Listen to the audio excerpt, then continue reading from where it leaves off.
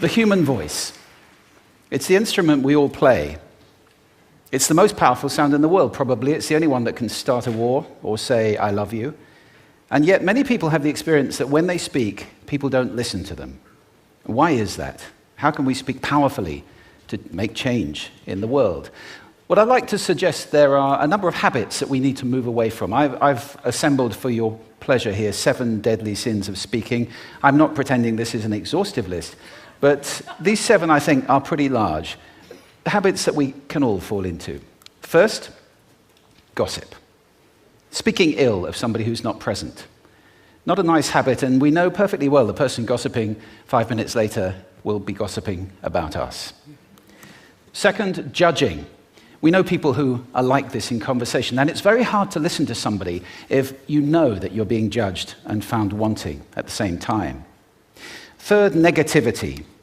You can fall into this. My mother, in the last years of her life, became very, very negative, and it's hard to listen. I remember one day I said to her, it's October the 1st today, and she said, I know, isn't it dreadful? It's hard to listen when somebody's that negative.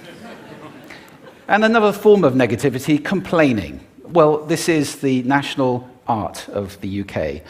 It's our national sport. We complain about the weather, about sport, about politics, about everything. But actually, complaining is viral misery. It's not spreading sunshine and lightness in the world. Excuses. We've all met this guy. Maybe we've all been this guy. Some people have a blame thrower.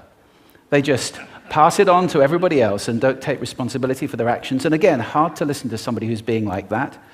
Penultimate, the 6th of the 7, embroidery, exaggeration. It demeans our language, actually, sometimes. For example, if I see something that really is awesome, what do I call it? And then, of course, this exaggeration becomes lying, out and out lying, and we don't want to listen to people we know are lying to us. And finally, dogmatism. The confusion of facts with opinions. When those two things get conflated, you're listening into the wind. You know, somebody is bombarding you with their opinions as if they were true. It's difficult to listen to that. So here they are, 7 deadly sins of speaking. These are things I think we need to avoid. But is there a positive way to think about this? Yes, there is. I'd like to suggest that there are 4 really powerful cornerstones, foundations, that we can stand on if we want our speech to be powerful and to make change in the world. Fortunately, these things spell a word. The word is hail, and it has a great definition as well. I'm not talking about the stuff that falls from the sky and hits you on the head. I'm talking about this definition, to greet or acclaim enthusiastically, which is, I think, how our words will be received if we stand on these 4 things. So what do they stand for? See if you can guess. The H, honesty, of course. Being true in what you say, being straight and clear. The A is authenticity, just being yourself. A friend of mine described it as standing in your own truth, which I think is a lovely way to put it. The I is integrity, being your word, actually doing what you say, and being somebody people can trust. And the L is love. I don't mean romantic love, but I do mean wishing people well. For 2 reasons. First of all, I think absolute honesty may not be what we want. I mean, my goodness, you look ugly this morning. Perhaps that's not necessary. Tempered with love, of course, honesty is a great thing. But also, if you're really wishing somebody well, it's very hard to judge them at the same time. I'm not even sure you can do those 2 things simultaneously. So, hail. Also, now that's what you say, and it's like the old song, it is what you say, it's also the way that you say it. You have an amazing toolbox. This instrument is incredible, and yet this is a toolbox that very few people have ever opened. I'd like to have a little rummage in there with you now, and just pull a few tools out that you might like to take away and play with, which will increase the power of your speaking. Register, for example. Now, falsetto register may not be very useful most of the time, but there's a register in between. I'm not going to get very technical about this for any of you who are voice coaches.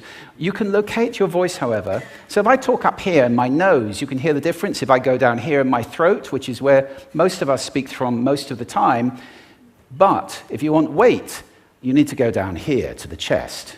You hear the difference? We vote for politicians with lower voices. It's true, because we associate depth with power and with authority. That's register. And we have timbre. It's the way your voice feels. Again, the research shows that we prefer voices which are rich, smooth, warm, like hot chocolate. Well, if that's not you, that's not the end of the world, because you can train.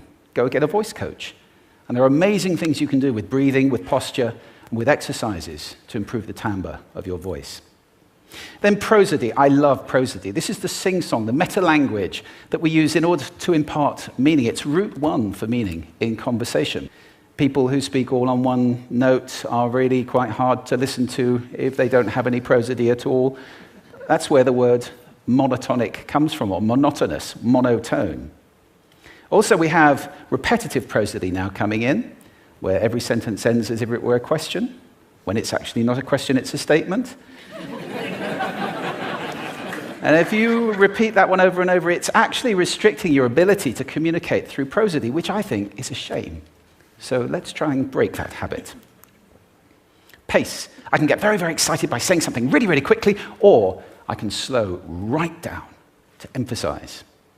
And at the end of that, of course, is our old friend, silence. There's nothing wrong with a bit of silence in a talk, is there? We don't have to fill it with ums and ahs. Can be very powerful. Of course, pitch often goes along with pace to indicate arousal, but you can do it just with pitch. Where did you leave my keys? Where did you leave my keys? It's a slightly different meaning in those two deliveries. And finally, volume. I can get really excited by using volume. Sorry about that if I startled anybody. Or I can have you really pay attention by getting very quiet. Some people broadcast the whole time. Try not to do that. That's called sodcasting. Imposing your sound on people around you carelessly and inconsiderately. Not nice. Of course, where this all comes into play most of all is when you've got something really important to do. It might be standing on a stage like this and giving a talk to people. It might be proposing marriage, asking for a raise, a wedding speech, whatever it is. If it's really important, you owe it to yourself to look at this toolbox and the engine that it's going to work on. And no engine works well without being warmed up. Warm up your voice. Actually, let me show you how to do that. Would you all like to stand up for a moment? I'm going to show you the 6 vocal warm-up exercises that I do before every talk I ever do. Anytime you're going to talk to anybody important, do these. First, arms up, deep breath in, and sigh out, like that. One more time. Very good. Now we're going to warm up our lips, and we're going to go bop, bop, bop, bop, bop, bop, bop, bop. Very good. And now, just like when you were a kid. Now your lips should be coming alive. We're going to do the tongue next with exaggerated la, la, la, la, la, la, la, la, la. Beautiful. You're getting really good at this. And then roll an R. That's like champagne for the tongue. Finally, and if I can only do one, the pros call this the siren. It's really good. It starts with we and goes to or. The we is high, the or is low. So you go wee, or, wee. Fantastic. Give yourselves a round of applause. Take a seat. Thank you. Next time you speak, do those in advance. Now, let me just put this in context to close. This is a serious point here. This is where we are now, right? We speak not very well into people who simply aren't listening in an environment that's all about noise and bad acoustics. I have talked about that on this stage in different phases. What would the world be like if we were speaking powerfully to people who are listening consciously in environments which were actually fit for purpose? Or to make that a bit larger, what would the world be like if we were creating sound consciously and consuming sound consciously and designing all our environments consciously for sound? That would be a world that does sound beautiful, and one where understanding would be the norm. And that is an idea worth spreading. Thank you. Thank you.